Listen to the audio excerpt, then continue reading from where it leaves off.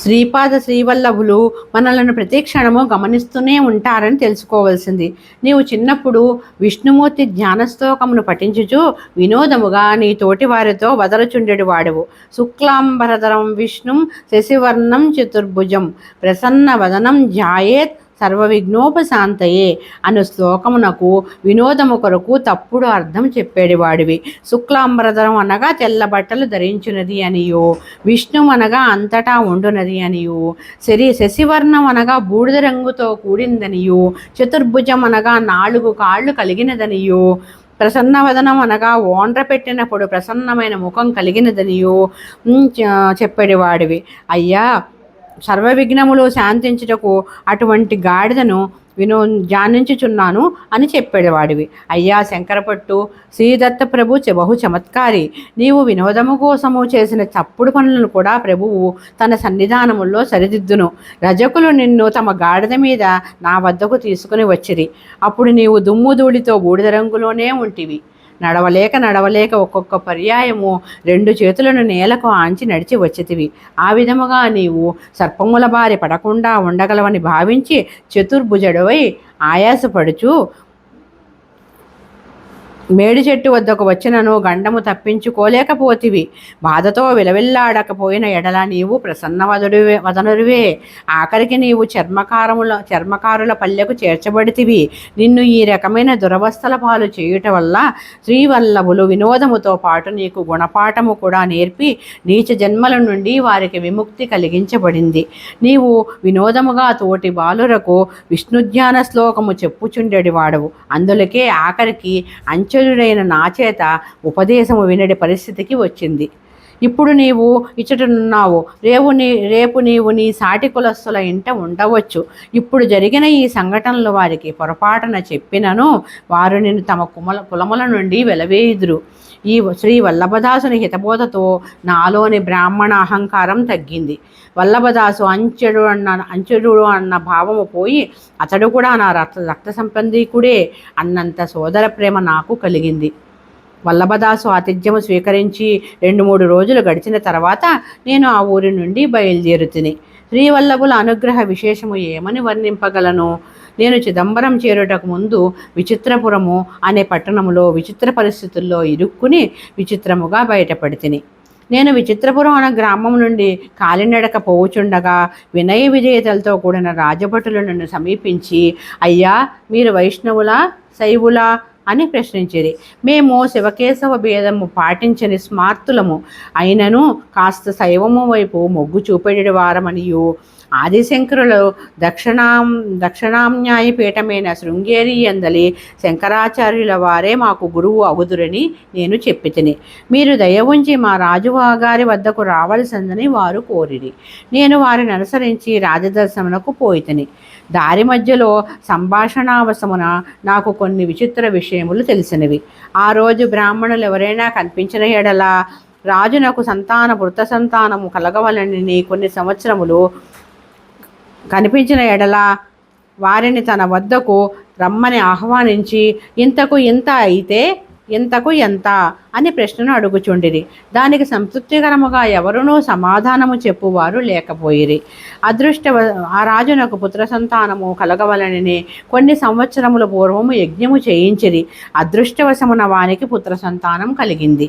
అయితే ఆనాటి నుండి బ్రాహ్మణులకు విచిత్రమైన కష్టములు ఎదురైనవి. వశమున రాజునకు జన్మించిన కుమారుడు మూగవాడయ్యెను. బ్రాహ్మణులు లోపభూయిష్టమైన యజ్ఞము చేయుట వలనే తన కుమారుడు మూగవాడయ్యాడని రాజు అభిప్రాయపడెను. అందుచే ఆ రాజు శైవులైన బ్రాహ్మణులను నున్నగా గుండు గొరిగించి వైష్ణవ నామాలు ముఖాన పెట్టించి గాడిదపై ఊరేగించెను.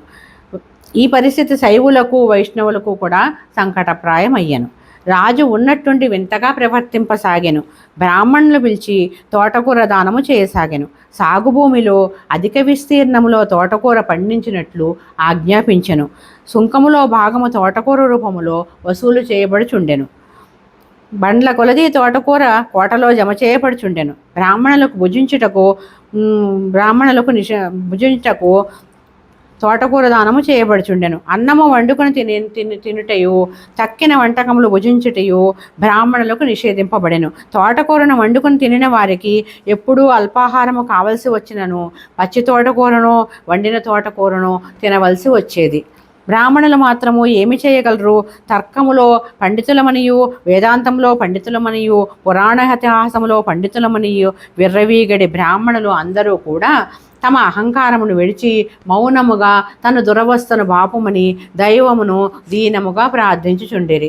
బ్రాహ్మణులందరిలో ఒక దత్తభక్తుడు దత్తోపాసకుడు ఉండెను. శ్రీ దత్తాత్రేయుడు స్మరణ మాత్రమున ప్రసన్నుడగునని తన దురవస్థను శ్రీ ప్రభువే బాపగలడని అతడు చెప్పెను. అందుచేత బ్రాహ్మణులందరూ మండల దీక్షను పూని శ్రీ దత్తాత్రేయుల వారిని ఆరాధించిరి. తన కుమారుడు మూగవాడు అవుట వల్ల మూగభాషను ప్రోత్సహింపవలనని ఆ రాజు తలచెను. తన రాజగురువును చూచి మూగభాషపై గ్రంథము వ్రాయమని కోరెను. రాజగురువు గతములో చాలా గర్విష్ఠిగా ఉండెను. ప్రస్తుతము అతడు దయనీయమైన పరిస్థితిలో ఉండి మూగ భాషపై విస్తృతమైన ప్రబోధనలు చేయసాగెను. నన్ను రాజసముఖమున నిలబెట్టిరి. నాకు ముచ్చముటలు పోయిచుండెను. శ్రీపాద శ్రీవల్లభులు నన్ను ఎంతటి పరీక్ష చేయుచుండిరి అని తలంచితిని. శ్రీపాదుల నామము మనస్సులో అవిశ్రాంతముగా జపించుకుంటూ ఉంటిని. నాలో గతంలో ఎన్నడూ లేని ధైర్యము కలగసాగాను. రాజుని అందరూ ప్రశ్నించినట్లే నన్ను కూడా అంతకు ఇంత అయినా ఇంతకు ఎంత ఆగును అని ప్రశ్నించెను. ఇంతకు ఇంతే అని గంభీరముగా బదులిచ్చితిని. రాజు విభ్రాంతుడై ఈ విధముగా వచించెను. మహాత్మా, మీరు చాలా గొప్పవారు. మీ దర్శన భాగ్యం వల్ల నేను ధన్యుడైతిని. నాకు ఈ మధ్యనే పూర్వజన్మ జ్ఞానము మేలుకొన్నది. నేను గత జన్మలో బహు భేదవాడినైన బ్రాహ్మణులను.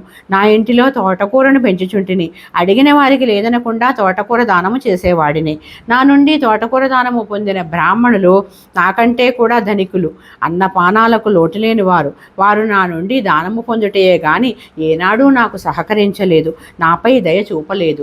ఆబ్దీకములకు గాని వివాహములకు గాని వారి తరపున నన్ను పంపించినప్పుడు విశేషముగా దక్షిణలు సంభావనలు వచ్చేవి. అందుండి 100 వంతులో 1 వంతు మాత్రమే నాకిచ్చి 99 వంతులు వారే స్వీకరించేవారు. శ్రమ నాది, ఫలితం వారిది అన్నట్లుగా ఉండేది. పైగా నా ఇంటి నుండి తోటకూరను ఉచితముగా పొందేవారు. నేను కటిక దరిద్రమునే అనుభవిస్తూ తోటకూరను మాత్రం యథావిధిగా దానము చేస్తూనే ఉన్నాను.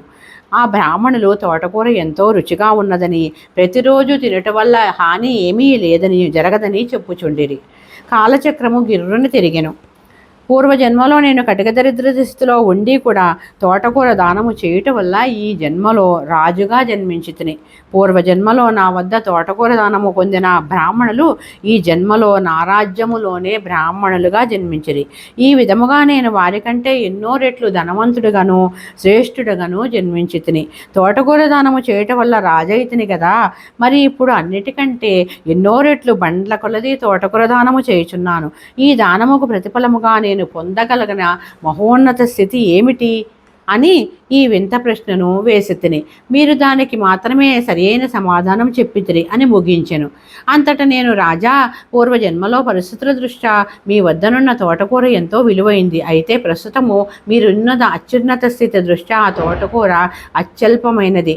మణులు, రత్నములు, బంగారము వంటివి దానము చేయగలిగిన ఈ స్థితిలో మీరు తోటకూర ఎంతవరకు దానము చేసినను అందుకు 100 రెట్లు తోటకూర మీకు లభించును కానీ అంతకంటే మరేమీ రాదు అని అంటిని. నా మాటలకు రాజు ఎంతో సంతోషించెను. నేను యథాలాపముగా ఇచ్చిన జవాబుకు రాజు తన స్వీయ పూర్వజన్మ కారణము తెలుపుట నా మనస్సుకు ఊరట కలిగింది. శ్రీచరణులు కృపావిశేషమున గాడిదను అధిరోహించడి గండము తప్పిందని భావించితిని. శుక్లాంబరధరం విష్ణు అని పవిత్ర శ్లోకమునకు తప్పుడు అర్థము వినోదము కోసము చిన్నప్పుడు చెప్పిన దానికి ఇదివరకనే గాడిదను అధిరోహించుట జరిగింది. ఇప్పుడు చాలా అవమానకర పరిస్థితుల్లో గాడిదనెక్కడి గండము తప్పించినందుకు శ్రీపాదుల వారికి నా మనస్సులోనే నమస్సులు అర్పించితిని. ఇక 2వ పరీక్ష ప్రారంభమయ్యెను. రాజునకు అత్యంత ప్రియమైన మూగ భాషలో పరీక్ష మొదలాయెను. రాజగురువులు నన్ను పరీక్షించటం మొదలెడిది. రాజగురువులు తమ వేళ్లను చూపిస్తూ 1, 2 అని సైగలతో ప్రశ్నించిరి. నీవు ఒక్కడివే వచ్చుచున్నావా, లేక మరొకరు ఎవరైనా తోడున్నారా అని అర్థముతో రాజగురువులు అడుగుతున్నారని అనుకుని ఒక్కడనే వచ్చి తిని అని 1 వేలు చూపించి తిని. చూపించుతూ సైగలతో నేను ఉత్తరం ఇచ్చితిని. తదుపరి వారు 3 వేళ్లను చూపిరి. 3 సంఖ్య నాకు దత్తాత్రేయుల వారిని స్ఫురింపచేసింది. మీరు దత్తభక్తులా అని ప్రశ్నించితే అనుకుంటుని. భక్తి అనునది గుప్తముగా ఉండవలసినది భావించి పిడికిలి బిగించి చూపి ఇది రహస్యమైన విషయమని, అది హృదయాంతరంగము నుండి అందలి విషయమని తెలియజేసింది. దానికి రాజగురువులు తియ్యటి తినుబండారాలు బ్రతిమాలు ధోరణిలో సైగలతో ఇవ్వబోయిరి. నేను అది వలదని వారించుచు నా వద్దనున్న అటుకుల మూటను చూపించి అందుండి కొన్ని అటుకులు తీసి వారికి ఇచ్చితిని. నాకు తియ్యటి తినుబండారాల కంటే అటుకుల యందు ఇష్టము ఎక్కువనియు మీరు కూడా వీటి రుచిని తెలుసుకోవచ్చునని నా భావము. అప్పుడు రాజగురువులు ఉదాత్త స్వరముతో, రాజా, ఇతడు గొప్ప పండితుడు, వేదాంగాలను ఔపోసన పట్టిన పండితుడని తెలియచున్నది.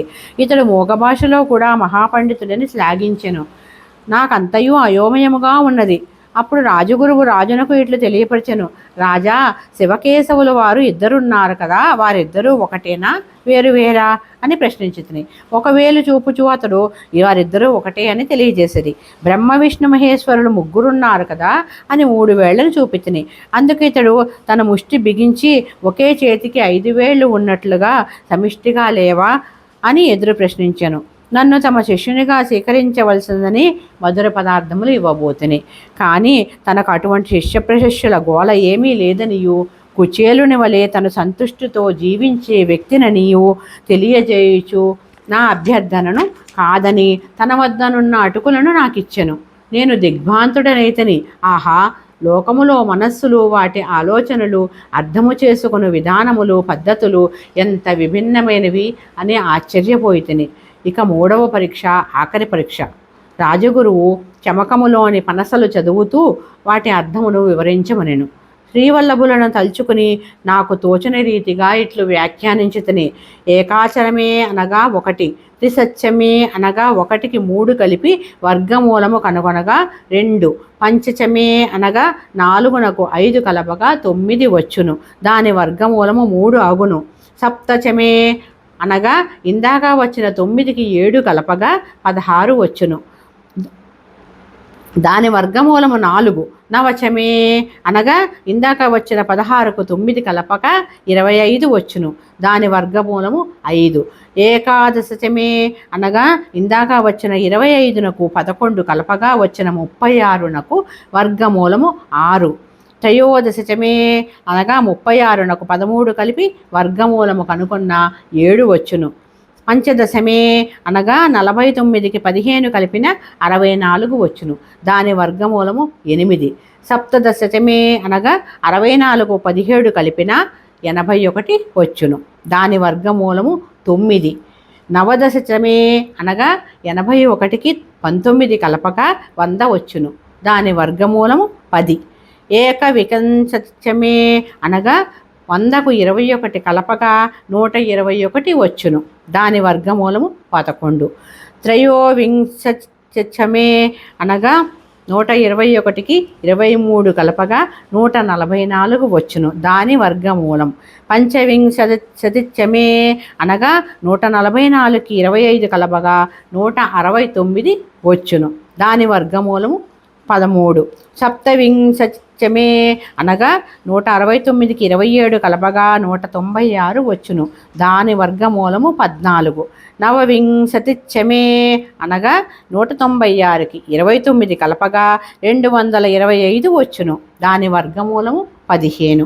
ఏకత్రిశంచమే అనగా 225కి 31 కలపగా 256 వచ్చును. దాని వర్గమూలం 16. త్రయోవింశతిచమే అనగా 256కి 33 కలపగా 289 వచ్చును. దాని వర్గమూలం 18. సప్తత్రింశతిచమే అనగా 324కి 37 కలపగా 361 వచ్చును. దీనికి వర్గమూలము 19. నవవింశతిచమే అనగా 366కి 61కి 39 కలపగా 400 వచ్చును. దాని వర్గమూలం 20. అయితే నా వ్యాఖ్యానము సభలో పండితులను ఎంతగానో అలరించింది. నా వ్యాఖ్యానము నాకే ఆశ్చర్యముగా తోచింది. మరలా నేనిట్లు వచించితిని. ఇదంతయును పరమాణువుల యొక్క రహస్యము. ఇది కాణాద మహర్షికి తెలియను. పరమాణువుల సూక్ష్మకణముల సంఖ్యాభేదములను బట్టి వివిధ ధాతువులు ఏర్పడును. శ్రీపాద శ్రీవల్లభుల కృపా విశేషము వలన పై విధముగా నేను విచిత్రపురము నుండి విచిత్రముగా బయటపడితిని. ఓం శ్రీపాద శ్రీవల్లభులకు జయము జయము. ఓం శ్రీ గురుదత్త జయ గురుదత్త, శ్రీ గురుదత్త జయ గురుదత్త.